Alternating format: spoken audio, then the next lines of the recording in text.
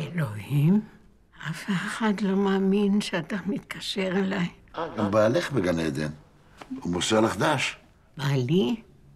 אני רווקה? מה שלומך, מקס? נראה יותר טוב היום. על מה את מדברת? תעזור לי לקבור איפסי. זה מחמיא לי מאוד שפנית אליי. כבר הרדמתי מהחומר הזה הרבה כלבים.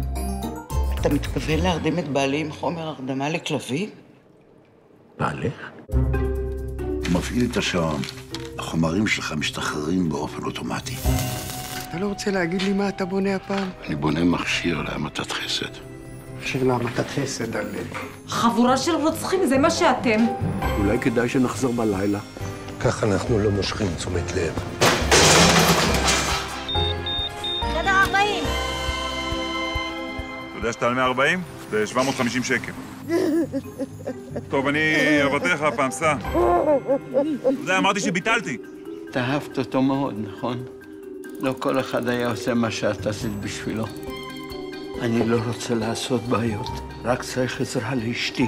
ממה היא? סרטן ריאות. תגידי, מה את רוצה שאני אעשה? אני רוצה שתרד אליו ושתגיד לו שאתה אולי רוצח, אבל לא רוצח סדרתי.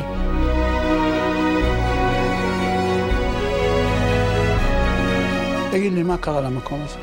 השתגעו פה כולם. המכונה הזאת זה כמו כוסות רוח למת.